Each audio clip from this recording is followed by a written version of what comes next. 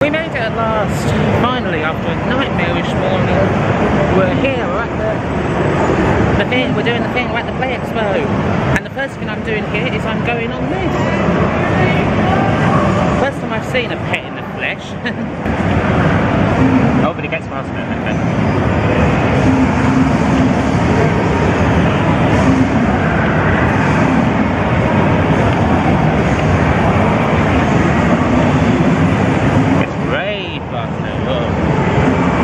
To log and game at the same time.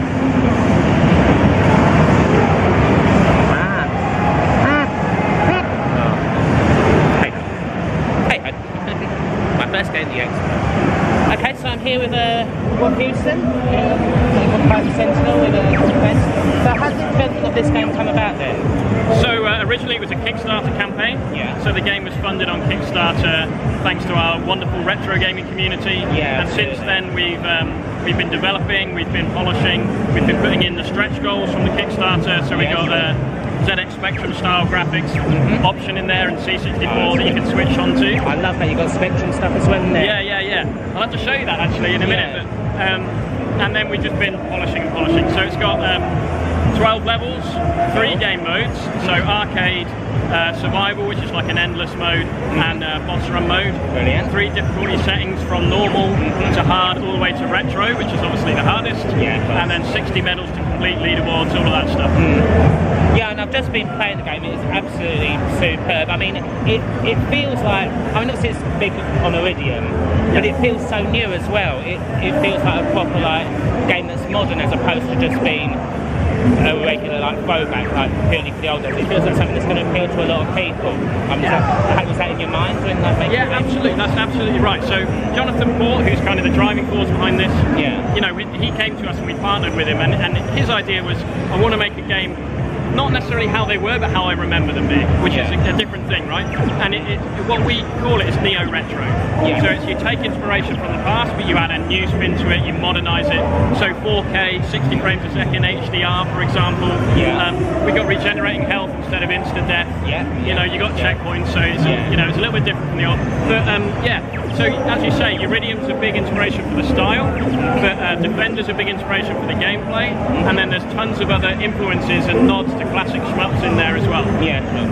I just want to ask, because obviously your father's Andrew Houston, obviously making Houston games like the original Iridium, Paradroid, Positron. Was it always going to be a thing for you to go the same way to get into game development, or was it something that came? Yeah, I mean, it was something I always wanted to do since I was a kid. I got to go along to a lot of the shows and grew up with it. So my sister didn't, but I did. So I've been in game development for about 12 years. Awesome. I previously worked on the Lego games and stuff like that. Oh, nice. So it was always kind of a cool thing. It was like, my dad makes games. Yeah, absolutely. Yeah, it was a lot of fun growing up. I think it was a difficult industry for him, and he's got a book and he writes about some of the ups and downs of that in the book. Obviously, as a kid, you don't see any of that, but I always wanted to be in the industry. Cool. And so what's next in the pipeline? And is there anything coming after Sentinel, or anything you can talk about? Yeah, absolutely. So we're doing a point-and-click adventure game, again in collaboration with Lightfoot Brothers, which is James Lightfoot. That's The Mystery of Woolly Mountain. So that's due to come out next summer. So if you love your old Monkey Island style games, it's got all of that stuff in it, but it's got a kind of Adventure Time, Children of the Wheelie style feel to it, and lots of nods to Spectrum in it as well. So And on that course you've got the sort of tapes here, is that? Yeah, USB cassette version there. Oh, nice. So that's it's basically, this was one of the Kickstarter awards, but you can also pre-order it separately. Cool. So it's got the game on there, plus developer interviews, a little Houston consultants interview, mini documentary, artwork, soundtrack, you know, all those bonus extras on there as well. Lovely. And when and where is Hyper Sentinel going to be out? So it's coming out in the new year on Nintendo Switch, Xbox, PlayStation 4 and Steam. Lovely, brilliant. Pleasure to meet you all. Thank you very much. Thank you very much. Awesome game. Do check it out when that comes out. It's really damn good. Thank you. Alright.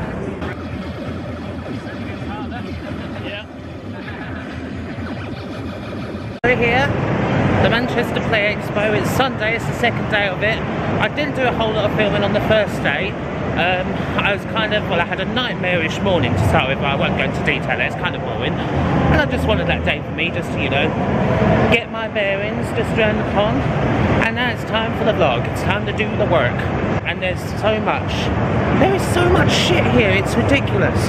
I mean, I haven't seen this many CRTs around since like the mid-90s. It's like a bloody warehouse of them. Bloody CRTs, PVMs, Doom multiplayer, obviously some other shit that I'm not interested in, and but yeah, so much retro games and the arcade stuff. I mean, my lord, it's ridiculous. They've even got a beach ball in the tree. I mean, they think of everything here, especially in London. But there, if you look over, you can see the Man Minter himself. Man Minter himself doing his thing. And we got Polybius as well, VR stuff. I mean, it's what you'd expect from the Legendary. It's like being on drugs, only you don't have to deal with the addiction.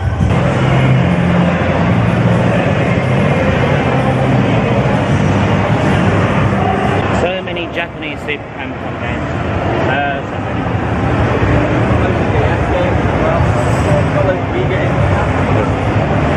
There's lots. Quite a lot. There's some other strange things here.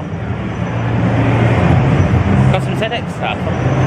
So if you want, you can get a micro drive here. For your Sinclair QL order. You can also get this, a Wapper drive.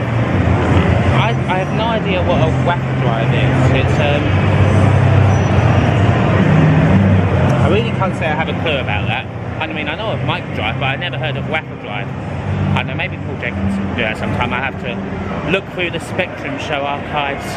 Of course, it's not just video games here, you do have traditional games. You can play a bit of Mousetrap. Connect 4 as well, always very popular. I mean, Mousetrap takes fucking ages to set up. You'll spend your whole day at the convention just doing that, wouldn't you? Buckaroo, buckaroo.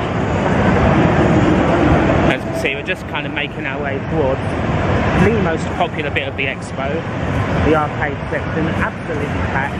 So many arcade machines. I mean, it's been so long since I've seen so many of these machines. It's amazing. So there. I mean, Christ, you've got your Pac-Man, you've got your Galaxians, you've got your Space Harrier, which is awesome, of course. Your Hanon. There's your Power Drive. So that. You gotta be careful when vlogging here. Probably one of the best arcade games of all time. Robotron. I mean, again, that's like a Jeff Mix game. It's like being on drugs. Awesome corner. It's the pinball corner. And I mean, look, probably the best pinball machine of all time, right there. Addams Family. We got Robocop, Flintstones, so many movie time pinball things. It's I mean, before yesterday, I hadn't played a game of pinball in yonks because there's just none of them around anymore, isn't there? And I have no idea why. I mean, how can this not be popular? I have to say, you gotta love this one. I mean, Jesus. Look at that airbrush art.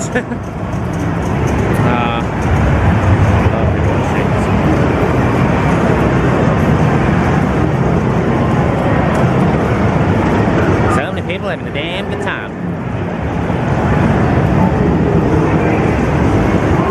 And this is the pinball wizard kind of area. There's some select machines there for people to get some top scores on. Enter the pinball tournament, which I won't be entering because I'm really bad at pinball. But I have a go, don't I? I have a go. You gotta have a go. Jeez, look at this. I've just found the one Spectrum machine here, and someone seems to have done this to it.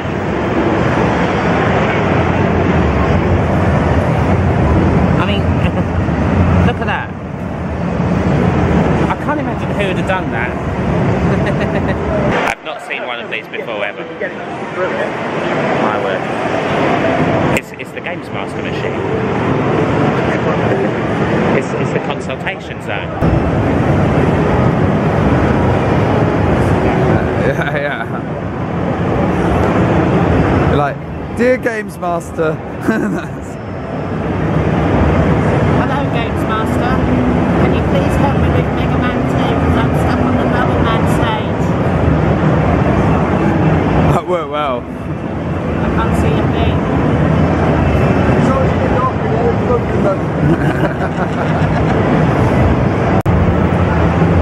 look at this rarity as well.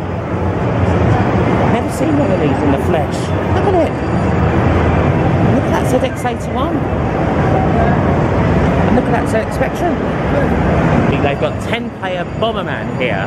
So these guys, well, I'm putting out right now in the expo. This is the Retro Computer Museum bit, and so and they're based in Leicester. So yeah, kind of nicely in the middle of the country, so to speak. Just been talking to the lads. They've got some amazing stuff up there. But they've got like 20,000 magazines, and they also have an Amiga CD 1200, the CD add-on for the Amiga 1200. If you know your Amiga stuff, you know just how rare that is to have something like that. I mean, this is where you got the C64s, Electrons, Turbo Duos. You can just see the back of the most beautiful system in the world, the Commodore PET. You can just see the back of it. The science fiction director's idea of what a computer looks like made flesh. And of course there's lots of stuff you can buy here at the Retro Museum. Oh my god, so many cover tapes! So many cover tapes! Oh my god, look at them all!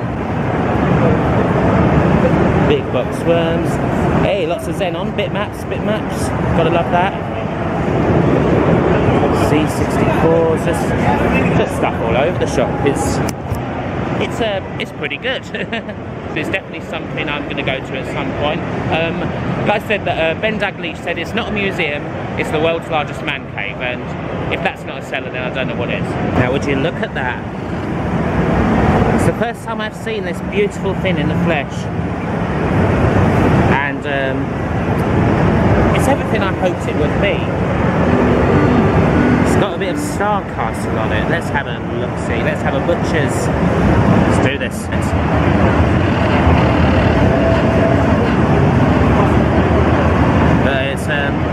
It's a beautiful thing. Look at that. Actually, I think I got through that. Somehow I think I got to the second stage. Look at how the bullets shine. I have to say, any of you watching, if you have a Vectrex, I'm officially jealous. Because this is glorious. I ought to buy one. Although I probably don't have the money. And I have to say, looking next to me, speaking of consoles beginning with V, there's a Virtual Boy. And I think more people have played a Virtual Boy this weekend than ever played it during the time it was out.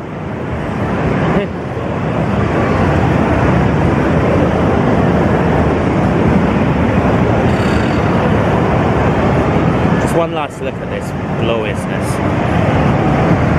It's amazing. It really is. See you later. And here, appropriate tribute was paid to the greatest arcade machine of all time, which for some reason isn't here.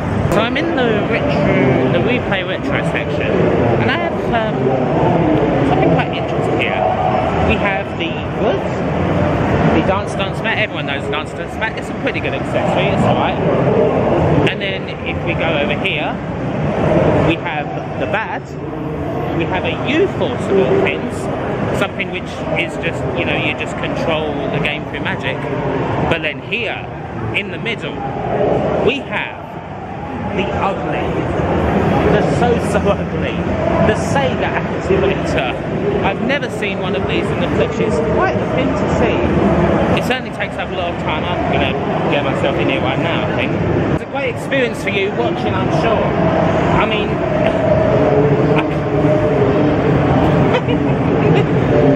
yeah, this is definitely the ugly. My word. What is... I may as well go backwards. How are you? I'm good, thanks. Big fan of the channel. So no, that's been lovely to see you, my man. So yeah. No, it's been a really good weekend. How you doing? I'm good. We're running all the stuff here, so there's a little shine of it. No, yeah, I love that you've got an activator here. I've never seen one in the flesh. on that. You guys are used to it now. Hey, just chilling outside Manchester. I've just been on the Sega Activate, which is probably not the nicest experience. It was couldn't really do anything about it, especially vlogging at the same time on trying it. It's ridiculous thing. I don't know if you guys have been on it. It's in the Retro Replay. No, I haven't seen it yet. No, it's ludicrous. It's just, I've never seen one in the flesh. It's amazing. But yeah, I'm just outside chilling. Got Ravi. How you doing? You got Amigo Old School. Adam. Amigo Lads. Adam. Yes. Steve. We've got Dan here. Hello. The Retro Hour Lads. Him on top. Everyone's just nice and chilling. Yeah. You guys are on stage in a bit, eh? Yeah, just nursing a hangover. Yeah. I believe it. Yeah, I wasn't as hardcore as these guys. I mean, you were out till what? 1:30 or something. 1:30 in the morning. Yeah, I was kind of in bed by then, or trying But to. we had a good trying to go to sleep, 5 but yeah, pints or something. had a good 5 pints or something like that. And I figured out they'd actually do a proper drink in one of like the vans here, so you don't even have to get half bottles of Beck's or whatever it is. Yeah, it's good. You're having fun, eh? Yeah, I'm having massive fun. But I saw you playing Sonic and everything. What you were saying on when you first started. Yeah, like it was, crazy. Camera in one hand, like I'm just going, what am I doing? No, it's impossible. I just had to. Right, Sonic, you just go get killed by a piranha or something. Yeah, it's had a game about one as well. That was brilliant. Yeah. Stage 4. Trying to complete it, but I still couldn't do it. Every year I get down here and try and do it. No, I'm so bad at Outrun. I barely get past stage 3. I love the game, but I'm terrible at it. I just crash it's just all the the cornering time. and everything will get bang on. If you crash, first of all, The demand for that machine though, the queues. You can't get on the Outrun machine. No, it's like the time crisis and that, and the point. They're Point just Blank as always. well, I mean, I managed to get a play for a Point Blank early on before everyone came in. Yeah. And it's like, oh, finally. Yeah, the day before setting up, I was playing on just in the empty room, like only chance I'm gonna get. Yeah, exactly. We haven't done Point Blank yet. No. Yeah, we've done Let's a try dance. and get. These guys were on the dance. That was Yeah. dancing, trying to keep it up with it. Mm. Still rubbish at it though. Yeah, I can't do it myself. 2 left feet. What was it? Rage, Justice Rage or whatever. He's like the Final Fight clone. That game is absolutely amazing. That new game. one. Oh, I've not played this. It's similar to Final Fight, but it's on the PS. No, the Xbox One. Oh, Yeah, and it looks okay. like Streets of Rage Cross as well. Double Dragon, Final Fight, and Streets of Rage. Nice 3 games one. all just mixed in. You got. I might have to have a go at that. It is really, really good. That is. Was really impressed. I had to go on a Tempest 4000 as well. God, I had to go at that yesterday. It was just like. It's like being high definition. It's like being on drugs without the addiction, you know. Without all the bad stuff. Yeah, it's the good side of it. Same with like hypersentinel, which it's just intoxicating to the eyes. Yeah, it's so fast on these new systems. I know. It's so good. It's so good to see all that stuff. All the old people still doing their bits. It's brilliant. Talking of old stuff and people doing stuff, Jim Bagley with the Spectrum Next with the 2 meg extra memory. So, absolutely, yeah. You know, the amount of stuff that's going to about happen. He shows a screenshot of the new shooter that's coming out as well for it. So I see there's any shooters. I know there's Bangers and Ladders coming out. Yeah. And then they showed the Beast like with the Parallax button. Yeah. Shooters for it as well. And he said there should be some. I think I might well actually have to, when it comes out probably, I might actually have to get one. We've done the Kickstarter, we did. Yeah. But it looks absolutely gorgeous. It does. I hope for the best things with that because it's brilliant. Brilliant. Anyway, yeah, just kind of chilling outside. So yeah, obviously we've got the Retro Hour lads here, Dan and Ravi. About to go on stage soon. About to go on stage. It's almost game time for the Memoirs of a Spectrum Addict talk. You got what, Jim Bagley, Mev Dink, a bunch of others. Houston's. We've got Mev Dink. We've got quite a lot of people. 8 people are going to be on stage. So nice one. It's going to be pretty packed packed there. Fit them all on. Going to try not to get blinded by the light as well this time because that happened a lot. Yeah. And we've got Amiga lads here, Amiga Old School. Subscribe to them. Subscribe to the Retro Hour if you haven't. Go for it, you know, good, brilliant UK retro game stuff. Go for it, and obviously subscribe. I mean, well, I don't need to tell you to subscribe to me if you're watching this, but yeah, okay. So we're about to go in and see the Spectrum talk. So yeah, I'll see you then. Skip. And I've really enjoyed it, and I'm also doing the Spectrum Next, which will be coming out for the backers very shortly, and the full case should be there for the end of January. I have no idea how to follow that. My name is Andy Spencer. And I've got to say, it looks pretty damn authentic.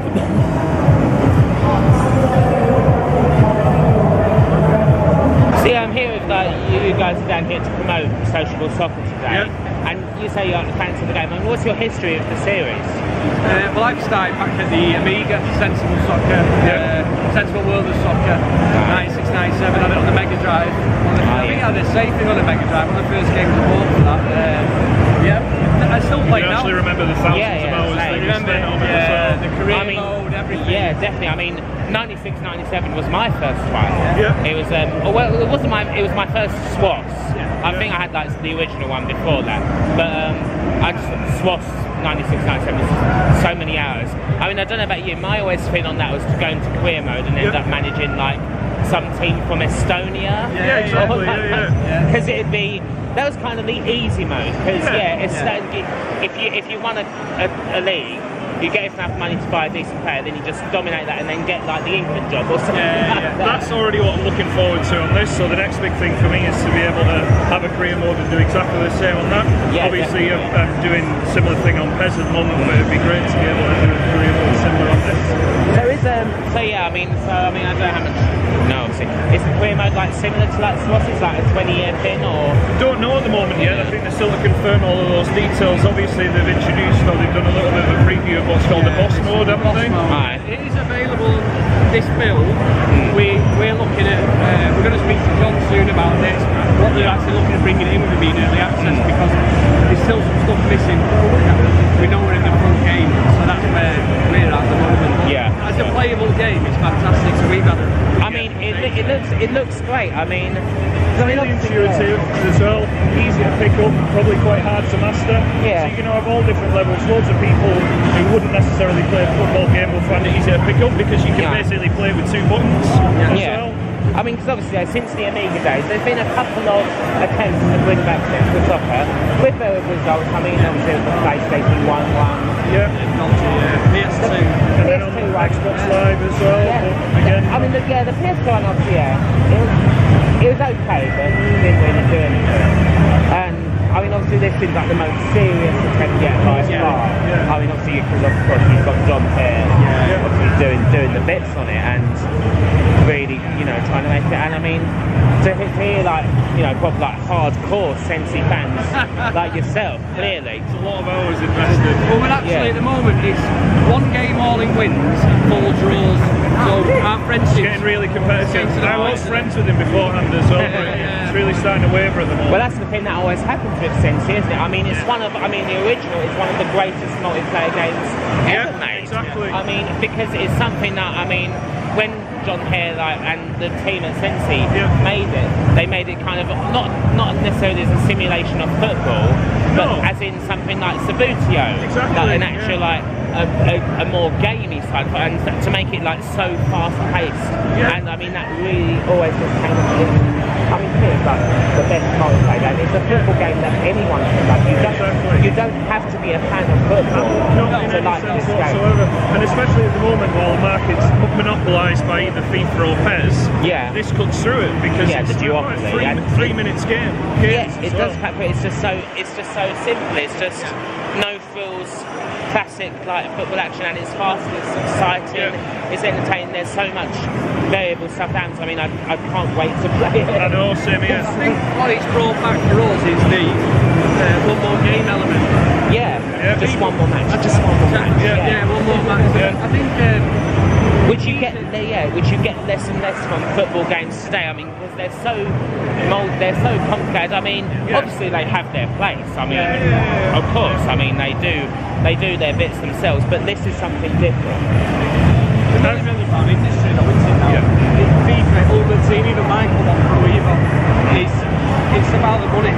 And it's basically pay to win. A game like this brings back that element of fun. You don't have to pay loads of money. You don't have to, do stupid things like I do, like just spend money on fucking packs in the hope that you will get some, in the prayers that you'll get Cristiano Ronaldo, and you end up with bloody Andy Carroll all the time. It's true, and I think the one thing with this is that we found with people is it's positive feedback. We're very big fans of Pro Evo. We both play Pro Evo. Pro Evo's just come out, and there's so many things wrong with the game. The the demo, the beta that was out, that you can't play it because he's trying to be so realistic. He's made it unrealistic because his fouls and that aren't there. So to play this is quite refreshing. We're indeed, exactly, we're on all the sites, so for us to be given the opportunity to play and sort of promote and it's genuine. We're enjoying the game, aren't we? Yeah, there isn't, for me, there's nothing wrong with it. Obviously, they're going to do a little bit more work on the goalkeepers as well. We've probably seen a little bit of sort of mixed reactions, some super saves, some little piddlers going in the corner with the keeper diving the other way. That's often been the fancy way, though. I mean, that was like in the original squads. Had like teleporting stuff, shit like that. It's, I don't know, it's kind of like part of the package, I don't know, like the variable goalkeepers. And I think one thing we did as well, we just started playing today. We played the two button side of it. So we were playing old school, pass and shoot, but when we realised, Andrew said, all buttons were, you've got your speed buttons, so your triggers are speed, your Y buttons are lob, quite similar to FIFA and Evo, so you've got that variables where, like say, it's easy to play but hard to master. And I can imagine online there's going to be people who start getting this into sort of the competitive realms of online multiplayer as well, it just becomes massive. I mean, because there's definitely a market for it. Like, clearly, I mean, one game has definitely shown, which is Rocket League. Yeah, exactly. Has shown the market for a simplistic football tile, because in many ways it's just like football. It just features mechanised cars that fly. This could definitely do something, I feel. And I need to get on this now. So I'm going to end this here. Thank you very much for talking to us. You're welcome. And cheers. And I'm going to go on some Sensi. So Thank you. Thanks. Or I don't know, not Sensi, like Soshi. There you go. Guys. I just played some sociable soccer. Just played a couple of games. Excuse me. Just played a couple of games of it, just on the stand at the Haverday, just got it in. I have to admit, about sociable soccer, when it was first announced, I was sceptical. I was like kind of thinking, because obviously like since the Amiga days, like there's been variable results when it comes to sensible soccer and winning that back. Obviously 98 on the PS1 didn't cut the mustard. 2006 on the PS2 Xbox, I liked it personally, a lot of people didn't, and there was bugs in there. Sociable soccer, even in its early access mode, from what I've just played of it, I think John Hare's managed it. I honestly think he's managed it.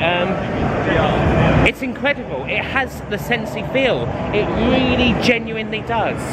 I mean, I was playing it multiplayer with just fans who are there, like hardcore Sensi fans who have come here to Manchester specifically to promote the game.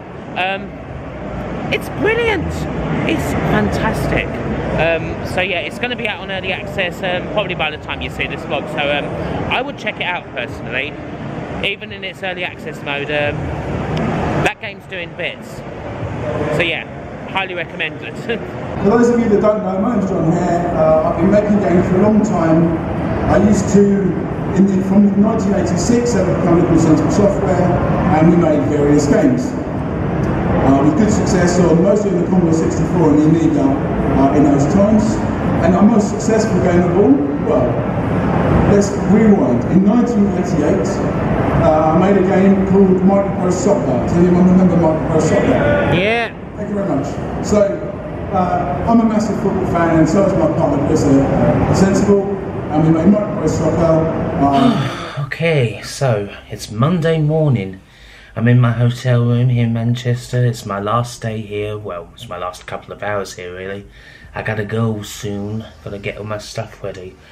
But I just wanted to kind of do really closing bit of the vlog here. Just, you know, it's nice different surroundings. Got a telly shining on my face. Got a blue light in front of me. Got Bruce Forsyth on, actually. I've just been watching Challenge all weekend. But anyway, blah, blah, blah. I didn't get much at all at the festival. Got a couple of freebies. I mean, I just didn't have much space in my bag for anything. Matt, MyGamerXP, gave me these nice stickers. There's a lot of his stuff, just a nice little bunch of stickers that he came up with. And also a guy, a programmer, he's called DNT Games on here, but he gave me his game to try as a freebie called Monitor. Seems to be You've been tasked to listen to the inhabitants of a getaway retreat using audio bugs. So it seems like kind of a sort of thriller, perhaps horror type thing. That seems interesting. I might have to give that a look. So that's all I got. I didn't really have much of a chance. I was going to try and get something on Sunday, like just a magazine or something, but there was a lot of stuff like going on, and I just didn't have a chance to look before everything shut. This weekend has been amazing. The Play Expo at Manchester was fantastic. There was so much stuff there that I hadn't experienced in a long time. Just things like playing pinball or gaming on a CRT. There's, even in Southend, I mean, there's not much in the way of the arcade scene. It certainly isn't what it was, and to see so many arcade machines, especially in one place with all the lights going off and it kind of feeling like a proper arcade, like basically everything aside from the haze of cigarette smoke, I suppose, was something else. And so many machines I've not seen in ages. I hadn't seen so many CRTs as well. For God, when was the last time I saw so many CRTs? Probably back in the 90s. It was great to like experience that again, because it had been so long and there was so much other good stuff there. I mean, the talks that people gave, the Psygnosis talk on Saturday, the Memoirs of a Spectrum Addict panel with got so many people. I mean, obviously Andy Remick, who directed the film, and got a bit poleaxed by a question asked him about Specimen of all games, which he made on a cover tape back in like 1990. Jim Bagley was on it, Andrew Hewson, Mark Jones of Ocean, Steve Turner cropped up as well from Graft Gold. Yeah, there was a lot of great people on that panel. That was one of the highlights of the weekend for me. John Hare as well arrived to do his panel on Sociable Soccer, which I also got a chance to play. Sociable Soccer, I'll just say I'm going to be doing the video on it soon when it comes out on Early Access, but believe the hype. They've done bits there, as did Hewson with Hyper Sentinel, which I also got a chance to play. Jeff Minter as well had Tempest 4000 there. All three of them are excellent games. I didn't get the chance to play that many new games, but those three that I played were all superb. But also, just I think one of the main highlights of the weekend is just seeing a lot of people in the flesh. To anyone who saw me and came over and said hello, thank you so much. I appreciate every single one of you. All of you were awesome. Yeah, I mean, you're wonderful.